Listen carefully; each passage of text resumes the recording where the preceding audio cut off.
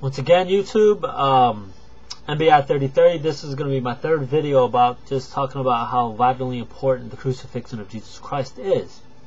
Because this is the main controversy between Christians and Muslims, is the authenticity of the crucifixion. Since the crucifixion is the main doctrine of the church as a whole, as I previously explained, I would like to invite you as a Muslim to investigate it, to read, to do a survey, to look, to see if it's true. Let's just look at some of the historical facts.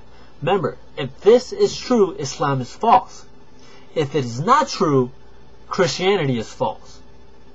That's the bottom line. That is the bottom line.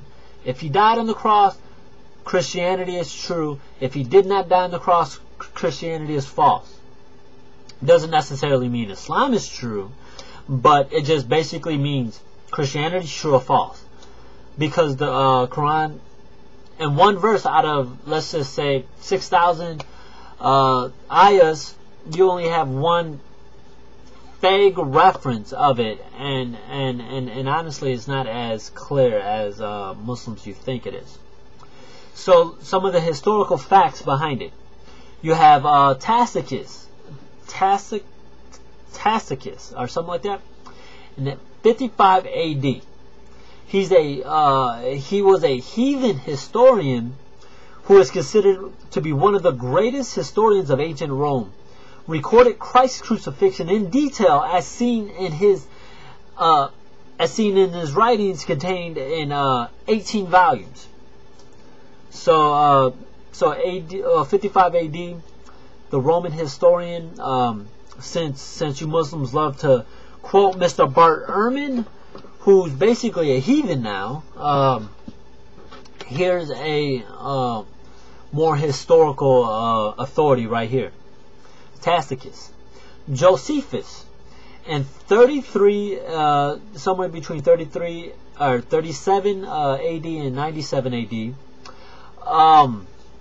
He's a Jewish historian who wrote the history of his people in 20 volumes, recorded the account of the life of Christ, his teaching, his miracles, and the detailed account of his crucifixion, which was ordered by Pontius Pilate.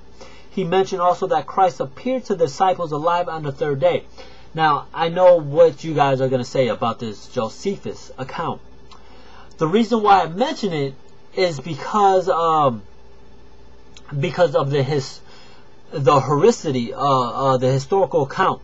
Whether this account was truly written by Josephus or not, right now is irrelevant to me, but it's in the works of Josephus. That's why it says, I'll just say Josephus.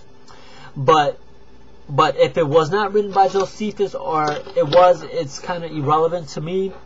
It just gives historical credibility to it, the authenticity of it. Maybe it wasn't written by Josephus, but you still have an early document stating that it happened. That's the main point I'm trying to get at. Another one is Lucian the Greek. He was an outstanding Greek historian, wrote on the crucifixion and the Christians who are willing to die for their faith in Christ. So you have another early historian, Pontius Pilate, the Roman governor, sent to Tiberius Caesar a full report of the crucifixion of Christ. This report was one of the documents which Tertullian, a Christian scholar, supported his famous defense of the Christian faith. And also, you also have in the Talmud, I'll give you the testimony of the Talmud. The Talmud is a history book for Jews. A copy published in Amsterdam in 1493 states the following: Jesus was crucified on the eve of the Passover. This information is found in that particular writing on page 42. That's not to mention the abundant Old Testament prophecies. There are over 42 or 47 prophecies in the Old Testament concerning the death of Christ on the cross, which were literally fulfilled. Some of the passages are throughout Isaiah chapter 57, 3 through 12, Isaiah 53. That is Isaiah 53, 3 through 12. Isaiah 53, 3 through 12.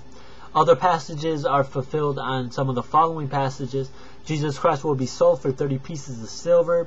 The book of Zechariah. Fulfillment in the book of Matthew.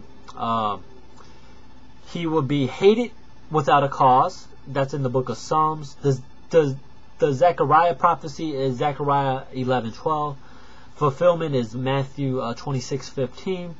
He will be hated without a cause is Psalms 35 verse 19. Fulfillment in John chapter 15 verse 25. His disciples left him and ran away, but not all did. Some of the women, who was it? Yeah, the disciples ran away, but some stood behind. This was in fulfillment of Zechariah 13:17. Fulfillment in Matthew chapter 16:31 through 56. He was pierced, his hands and feet. Psalms 22. The casting of his lots for his garments. Where once again Psalms 22. He will have severe thirst. Psalms 22. Given vinegar for his thirst is Psalm 69, verse 21. His acquaintances forsook him. Psalms 31, verse 11. Piercing on his side, Zechariah 12:10. He bore the sins of many, 53:12. Intercession for his enemies is Isaiah 53:12. Bore the sins of many was 53:12. The fulfillment of that is Hebrews 9:28. The fulfillment of the intercession of his enemies was in Mark 15:28. Not one of his bones was be broken in Exodus 12:46. Psalms 34 and verse 20. Fulfillment of that is John chapter 19, 33 to 36. And let's just look at the next video, the testimony of Christ himself.